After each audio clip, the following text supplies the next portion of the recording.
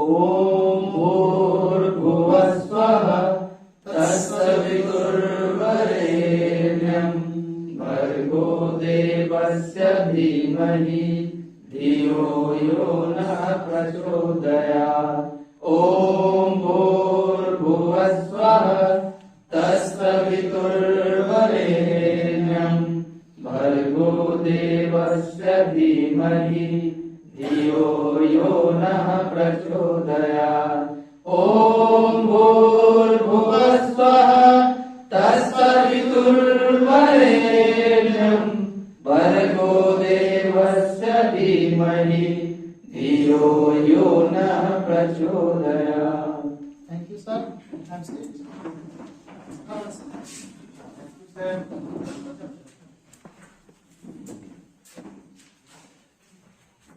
Namaste all of you.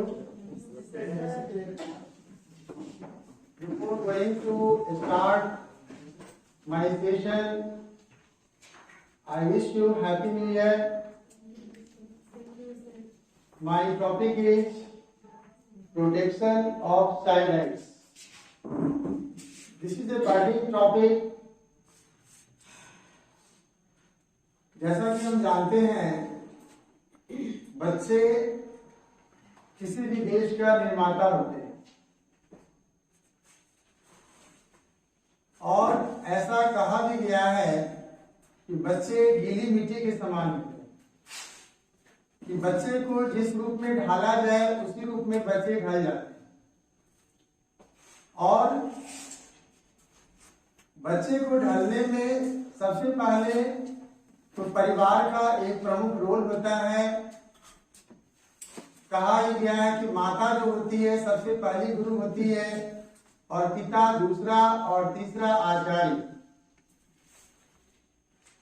और हम सभी चूंकि शिक्षक हैं और शिक्षक की एक बहुत बड़ी जवाबदेही होती है कि बच्चे को एक योग्य इंसान बनाने में। पहले हम जाने कि बच्चे के हमारे भारत देश में बच्चों का क्या क्या कंडीशन है राइट्स के मामले में। बच्चे किस किस क्षेत्र में पिछड़ेपन के शिकार हैं उसको हम लोग जानेंगे।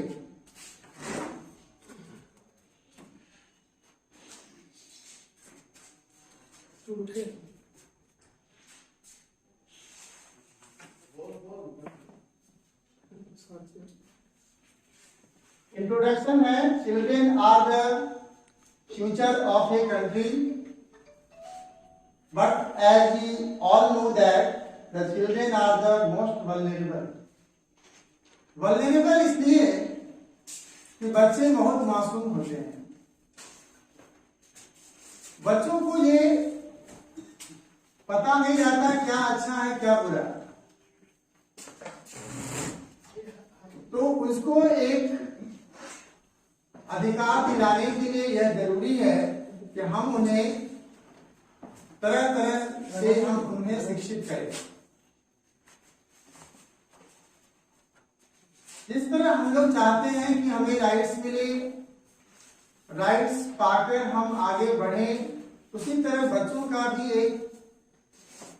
बच्चे भी महसूस करते हैं कि उन्हें भी राइट की जरूरत है। और हमारे देश में भी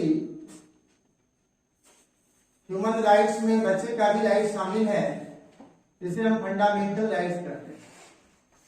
फंडामेंटल राइट्स इसलिए क्योंकि ये हमारा बेसिक लाइफ है, बेसिक राइट है।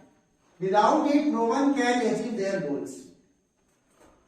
इसलिए ये राइट्स बहुत जरूरी है। और हमारा देश का जो संविधान है उसमें 25 पार्ट्स हैं और पार्ट 3 में फंडामेंटल राइट्स का जिक्र किया गया है, जिसके अंतर्गत 6 तरह की राइट्स की चर्चा है जो हम आगे डिस्कस करेंगे।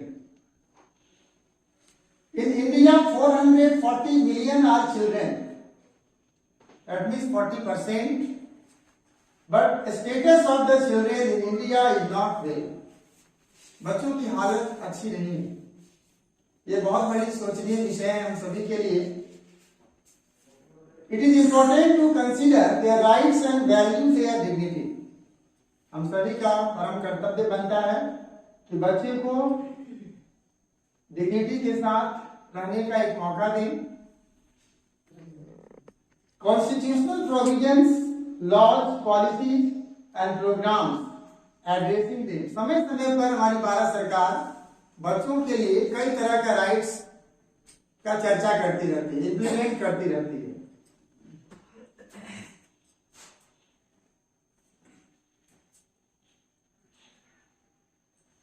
सबसे पहले हम जाने child, who are child, child कौन होते हैं। United Nations conventions on rights of child उसने डिफिनेशन किया है कि according to UNCRC a child is any human being below the age of 18 years. 18 साल से कम उम्र के जो बच्चे हैं उन्हें चाइल्ड का डिफिनेशन दिया गया है। And child rights are specialised human rights that applies to all human beings below the age of 18. 18 साल से कम उम्र के बच्चों के लिए कई तरह का राइट्स का प्रावधान किया गया है, जो हमारे देश के संविधान के तहत ये सारे प्रावधान बनाए गए हैं। According to United Nations, anyone who is below the age of 18 years is a child. और भारत में कई सारे एक्ट पास हुए हैं, उसके तहत child labour prohibition and regulation act 1986 के तहत 14 साल 14 इयर्स तक के बच्चे को किसी जगह काम पर नहीं रख उसको अपॉइंट करना है। माइंस एक्ट कहता है 18 इयर्स। फैक्ट्रीज एक्ट जो कि जैसे कि पटाखे फैक्ट्री हो गए, वहां पर 14 इयर्स तक के बच्चे को काम पर हम नहीं रख सकते हैं, क्योंकि यह उम्र होता है बच्चों का पढ़ने लिखने का उम्र होता है, उन्हें सीखने की जरूरत होती है, ना कि कमाने का। Plantation labour act 14 years, apprentice act 14 years तक के बच्चों को हम काम पर नहीं रख सकते हैं। Right to education age of 14 years और juvenile justice and protection of act children 2000 18 years तक के बच्चे रखा गया है इसमें।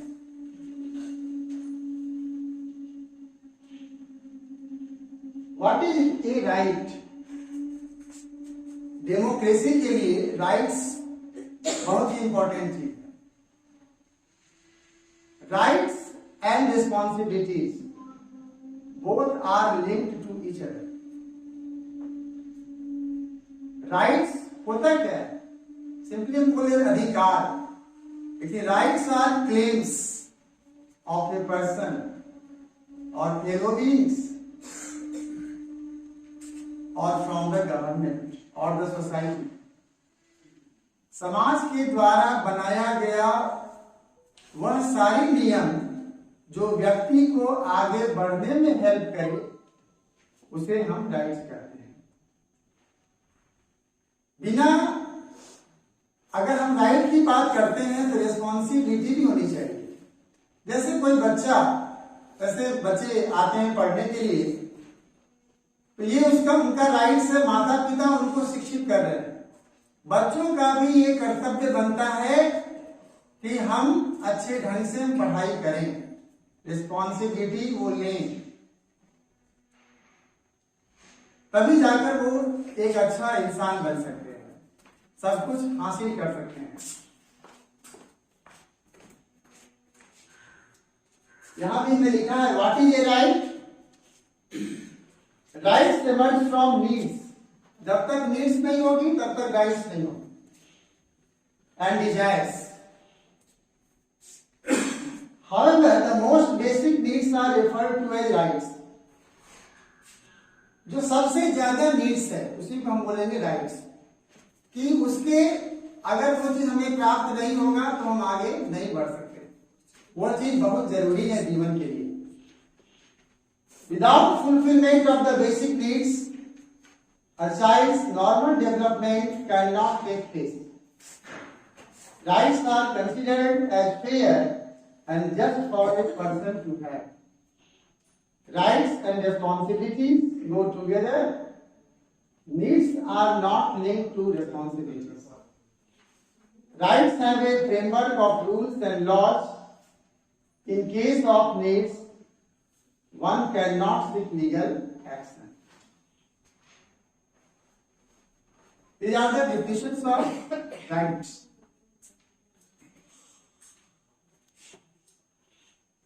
Why should children have rights? बच्चों को राइट क्यों मिलना चाहिए? Children are human beings and require safety and opportunities for development. बच्चों के जिस तरह हमें राइट्स चाहिए उसी तरह बच्चों को भी राइट्स मिलना चाहिए ताकि वो आगे बढ़ सके।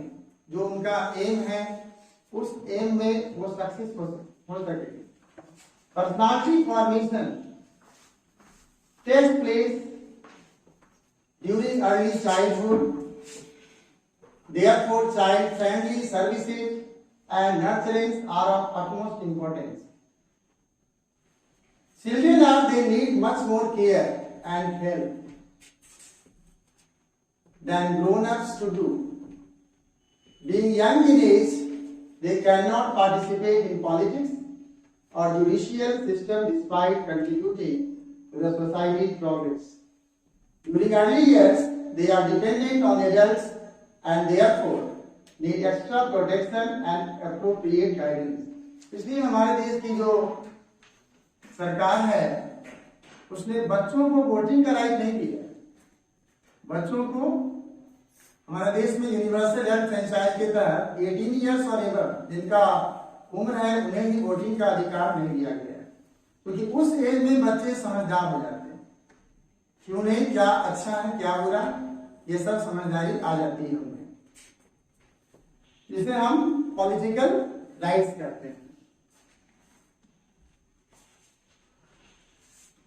यहां पर यूएनसीआरसी के तहत 4 तरह के राइट्स की चर्चा है। इसे बोलते हैं, पहला है सर्वाइवल राइट्स, जीने का अधिकार। हमारा देश की जो संविधान है उसकी article 21 right to life are associated with this. हर बच्चे को यह अधिकार है कि उनके माता पिता उनका भरण पोषण खूब बढ़िया से करें, उन्हें जीने का अधिकार दिया गया है। इसीलिए हमारे देश की सरकार ने भ्रूण हत्या पर रोक लगाया है। हमारे देश में जो सेक्स रेशियो का जो रेट है डिक्लाइन होते जा रहा था, तो सर्वाइवल राइट टू लाइफ जिसे बोलते हैं आर्टिकल 21 ये अधिकार दिया गया है। डेवलपमेंट राइट्स, बच्चों के डेवलपमेंट के लिए कई तरह के राइट्स की चर्चा है, जैसे उन्हें एक अच्छा शिक्षा मिले ताकि उस शिक्षा को पाकर अपना सर्वांगीण विकास कर सके, यह बहुत जरूरी है। प्रोटेक्शन राइट्स, हमारा देश की सरकार ने आर्टिकल 24, आर्टिकल 23 इनमें कई तरह के बच्चों के राइट्स के बारे में चर्चा किया गया है, जैसे compulsory elementary education, ban on trafficking और बॉन्डेड लेबर, ये सब की चर्चा किया गया है जो बहुत जरूरी है। एक बच्चे होते हैं उनको मौका देते हैं, वो दिमाग में रहता है कि उनको हम तरह तरह के एक्टिविटी में इन्वॉल्व करें, लेकिन बाकी जो वीकेस्ट बच्चे होते हैं वो छूट जाते हैं। ऐसा नहीं करना है, हर व्यक्ति को हर बच्चे को मौका दे ताकि वो पार्टिसिपेशन में भाग लें और अच्छा आगे कर सकें। इससे उनमें बोल्डनेस आएगा, यह बहुत जरूरी है। सहभागिता बहुत जरूरी है हर चीज में।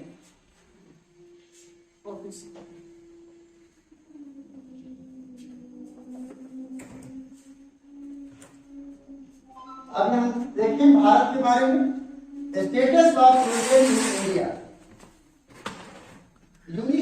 बारे में सभी लोग परिचित हैं, UNICEF, United Nations International Children's Emergency fund.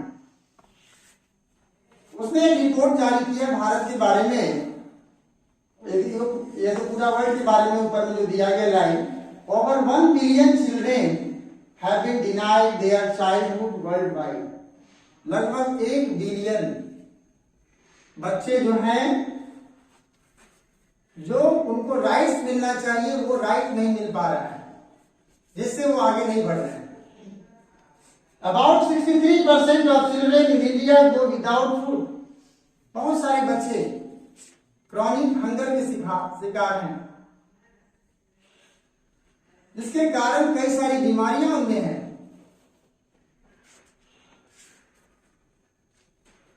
About 63% of children in India go without food and 53% suffer from chronic malnutrition. Chronic malnutrition का मतलब क्या होगा कि जब गरीबी के मारे, जब भुखमरी की समस्या जब काफी समय तक आ जाती है, तब उसको बोलते हैं क्रॉनिक मालन्यूट्रिशन, जो काफी लंबे समय तक चलती है, जिसके कारण बच्चों में बहुत सारी बीमारियां कर जाती हैं। ये तो सर डेटा है कि about 63% of children in India go without food or the nutritious food. They don't get nutritious food. Chronic यहाँ पर जैसे आया क्रॉनिक मालन्यूट्रिशन, क्रॉनिक का मतलब ये होता है जो काफी लंबे समय तक हो।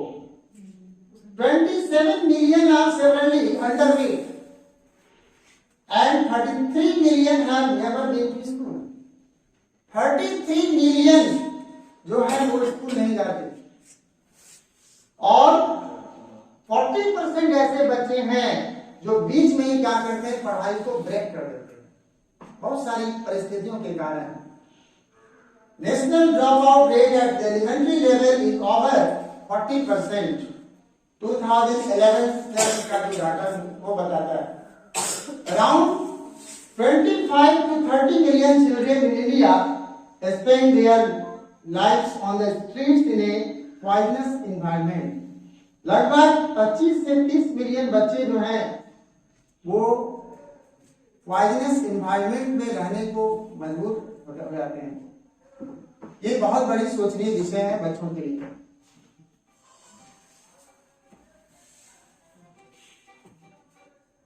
$6.6 million children having a damaged brain from iodine deficiency, iodine की कमी से इतने मिलियन बच्चे जो हैं वो शिकार हैं। The National Family Health Survey has revealed that over 70% of the children in many states suffer from iron deficiency. 11.8% children in India are engaged in some form of child labor. Nearly 45% girls get married before the age of 18 years. Only 54% children receive full immunization. अभी भी देखा जाए तो भारत में corona का जो vaccination है वो बच्चों का अभी तक नहीं बना। ये बहुत चिंता का विषय है। ऐसे भारत सरकार रिसर्च कर रही है उस पर, आने वाले समय बहुत जल्दी मिल सकता है, लेकिन अभी तक ये 2007-8 के अनुसार जो डाटा है 54% चिल्ड्रन रिसीव्ड फुल इम्यूनाइजेशन। और कोरोना का देखा जाए तो लगभग बहुत सारे बच्चे जो हैं वो कोरोना का वैक्सीन उन्हें नहीं पड़ा है, 15 साल से जो जिनका उम्र कम है।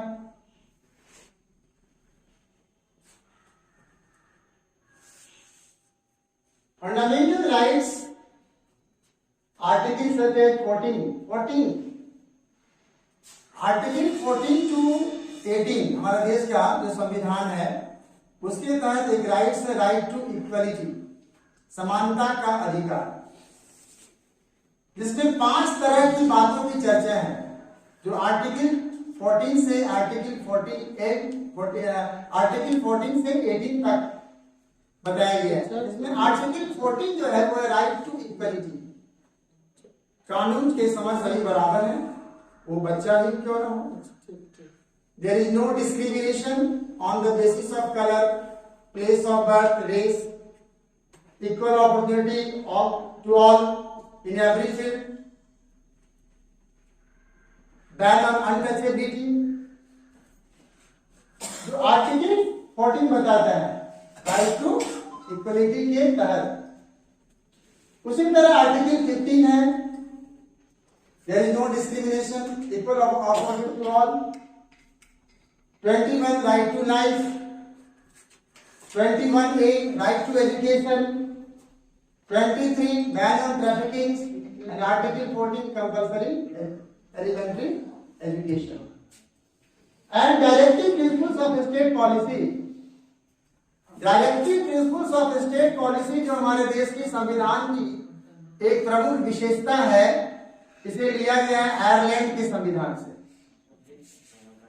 इसके अंतर्गत राज्य को तय करना है कि वो कौन कौन सा पॉलिसी तैयार करें जिससे कि सभी का कल्याण हो। इसके तहत बहुत तरह के प्रिंसिपल की बात की गई है, जैसे Gandhian principle, economic principle, social principle etcetera.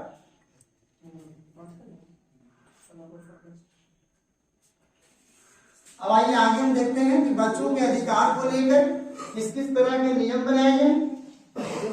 Hindu adoption and maintenance act 1956, the Immoral Trafficking Act 1956, the Child Labor Prohibition and Regulation Act, the Preconception and Prenatal Diagnostic Techniques Act 1994, the Juvenile Justice Act 2000 and Amendment Act, the Prohibition of Child Marriage Act 2006। 1929 में जब British सरकार थी, उस समय Lord William Bentinck ने एक कानून बनाया सभी प्रथा को रोकने का। 1928 में एक शारदा एक्ट बनाया गया था ब्रिटिश पीरियड में, जिसके तहत विवाह की, क्योंकि हमारे समाज में बाल विवाह बहुत होती थी शुरू से, तो बाल विवाह को रोकने के लिए 1928 में शारदा एक्ट बनाया गया, जिसके तहत लड़कियों के लिए मिनिमम एज रखा गया 18 साल और लड़कों के लिए 21 साल। 1928 जो आज भी ये कंटिन्यू है।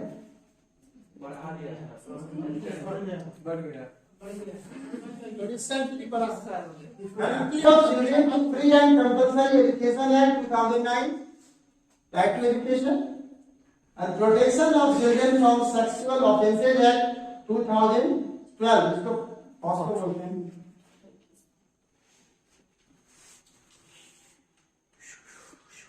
National policy related to children, the National Policy for Children 2013, National Policy for Children 1974, National Policy on Education 1986, अभी तक यही चलता आ रहा था 86, फिर 2000 में नेशनल एजुकेशन पॉलिसी बनाया गया।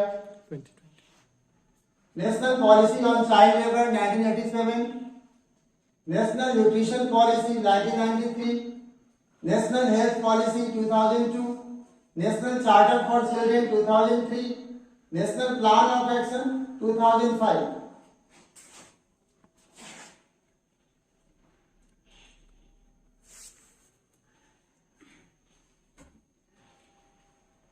यहां पर दिया है, there has been a sharp decline in child welfare budget.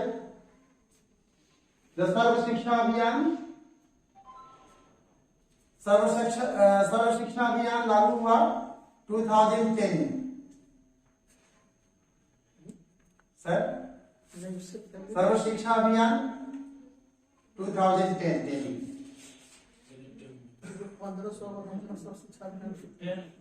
2010 के आसपास सर्व शिक्षा अभियान 2001 में स्टार्ट हुआ, and mid-day meal scheme have taken cuts by 20.74% and 30.11%. Integrated Child Development Services scheme has been hit by a 54.19% cut. यहां पर हम देखते हैं ये डाटा पाई चार्ट है, वायलेंस अगेंस्ट चिल्ड्रेन, बच्चों पर किस किस तरह की हिंसात्मक घटनाएं घटी हैं उसका ये एक पाई चार्ट है।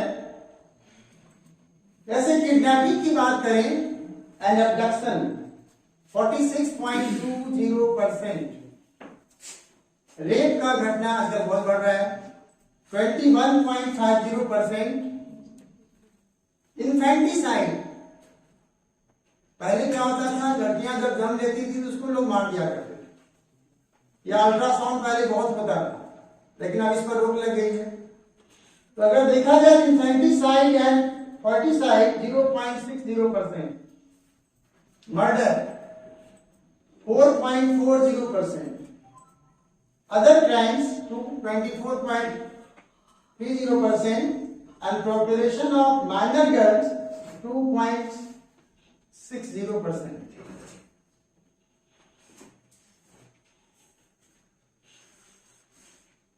In the year 2013, a jump of 138% of crime cases were recorded. लेकिन ये तो क्राइम केस हुआ, उसके पीछे रीजन क्या है? Decline in social control. पहला रीजन यही है, डिक्लाइन इन सोशल कंट्रोल। दूसरा चाइल्ड पोर्नोग्राफी, ये बहुत ज्यादा मोबाइल की लत जो है बच्चों में आ तो गई कोरोना काल में, लेकिन इससे बहुत सारे क्राइम बढ़े हैं। निगेटिव इफेक्ट बच्चों पर पड़ा है, child pornography, decline in moral and ethical value, इससे बच्चों में जो संस्कार डेवलप होने चाहिए वो चीज नहीं हो पाया। डिक्लाइन इन सोशल रिस्पॉन्सिबिलिटी, चलो कोई बिगड़ रहा है बच्चा बिगड़ने दे, क्या जरूरी है कि हम उसको बोले? सीबीएसई बोर्ड ने भी कह दिया है कि बच्चों को पनिश नहीं करना है, पीटना नहीं है। बहुत सारे क्राइम बढ़ते जा रहे हैं, पहले के जमाने में इतना सारा क्राइम नहीं होता, लेकिन अभी बहुत सारे क्राइम बढ़ रहे हैं।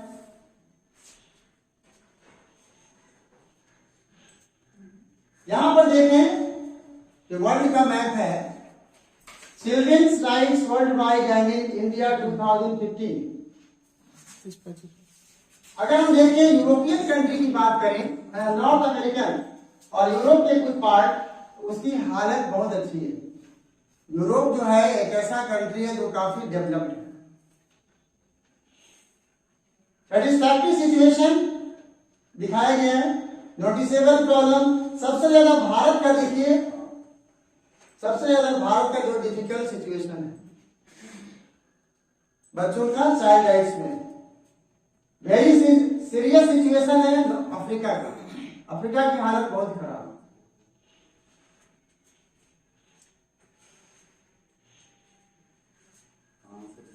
Indian children are still in difficult situations.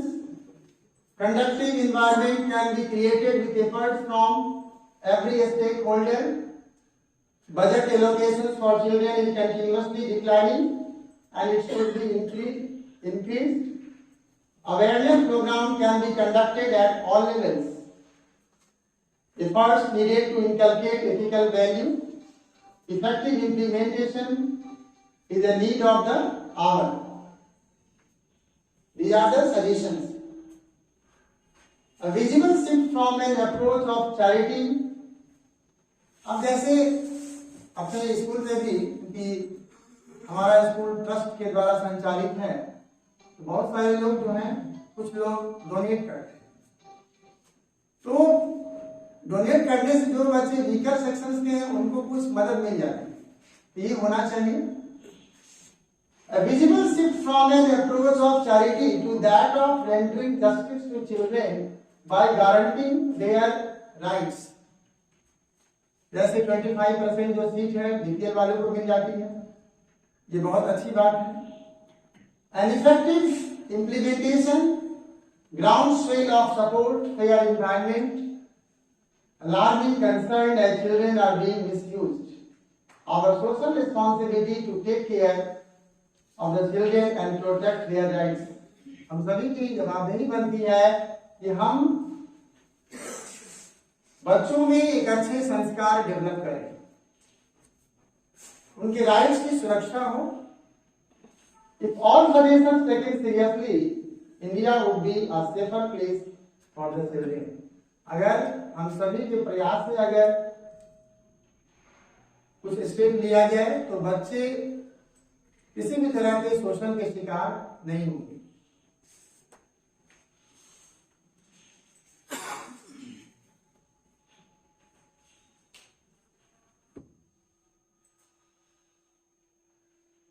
जैसे यहां पर दिया है, allow me to have a future, बच्चे का है ये सब। These are the rights of child, जैसे dignity, equality, freedom, justice, democracy, integrity, socialism.